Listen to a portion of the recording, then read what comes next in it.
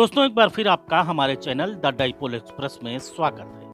स्वस्थ और मजबूत लोकतंत्र के लिए मतदान कितना जरूरी है, इसको साबित कर दिखाया है बाराबंकी के अभय चांदवासिया ने। पिछले विधानसभा चुनाव में मतदान न कर पाने का इन्हें आज तक मलाल है। तभी तो इन्होंने इस लोकसभा चुनाव में हर हाल में मतदान करने की ठानी और आखिरकार प्रशासन की मदद से वे मतदान करने में कामयाब हो गए। ये हैं बाराबंकी शहर के सट्टी बाजार पीर बटावन निवासी अभय कुमार चांदवासिया। पिछले 4 वर्षों से अभय इसी तरह बेड पर हैं। दरअसल इन्हें मोटर न्यूरॉन डिसऑर्डर बीमारी है।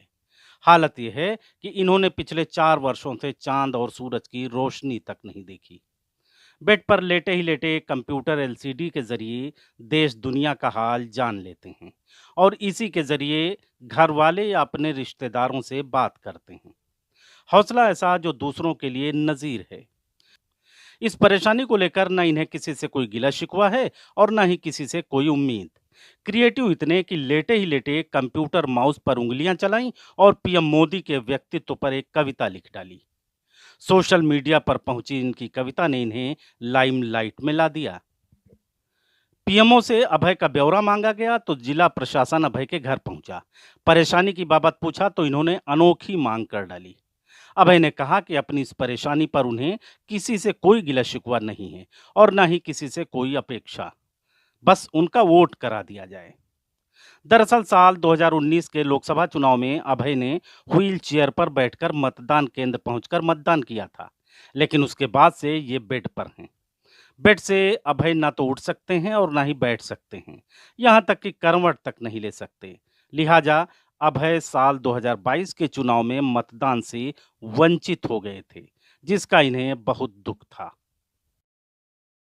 ये एक ऐसा मूलभूत अधिकार है और मूलभूत जिम्मेवारी है जो प्रत्येक नागरिक को निभानी ही चाहिए।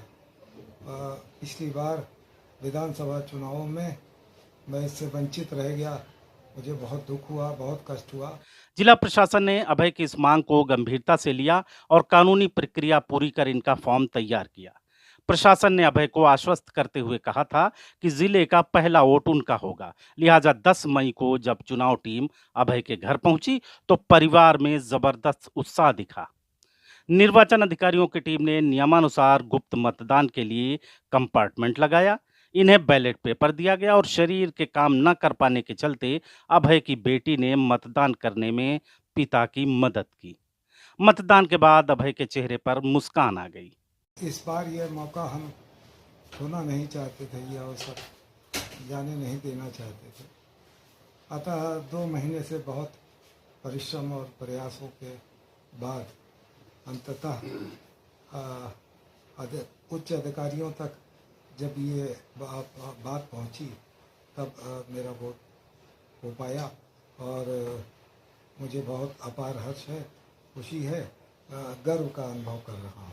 इनकी बेटी दिल्ली में जॉब करती है। उसे जब पिता के घर से ही मतदान की खबर लगी तो वो खुशी से झूम उठी और वो भागी भागी दिल्ली से घर पहुंची।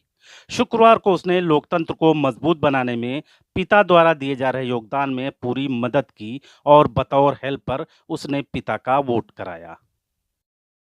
डिस्ट्रिक्ट का पहला वोट पापा का पड़ेगा एंड गवर्नर ने हमारी रिक्वेस्ट एक्सेप्ट कर ली है कि घर पे आके वोट हम लोग डाल सकते हैं। तो जैसे उन्होंने मुझे इन्फॉर्म किया कि ऐसा है तो मैं यहाँ पे आई फ्लाइट पकड़ के और उनका वोट डलवाने में हेल्प किया। कैसा लग रहा है? बहुत ही अच्छा लग रहा है कि ऐसा पॉसिबल हो पाया। वोट करना काफ़ी ज़्यादा ज़रूरी है, स्पेशली मेरे पापा के लिए, क्योंकि वो हमेशा से ही चाहते थे कि वोट उनका जिस भी पार्टी के लिए जाए वो हमेशा से उनका कंट्रीब्यूशन रहे। निश्चय ही किसी भी देश की लोकतांत्रिक व्यवस्था बनाए रखने के लिए मतदान ही एक अनूठा जरिया है। लिहाजा देश के हर नागरिक को इसकी अहमियत समझनी चाहिए और लोकतंत्र के इस महापर्व पर तमाम जरूरी काम छोड़कर अपना मतदान जरूर करना चाहिए। दोस्तों, आज के वीडियो में बस इतना ही। वीडियो पसंद आई हो तो इसे शेयर जरूर करें। धन्यवाद।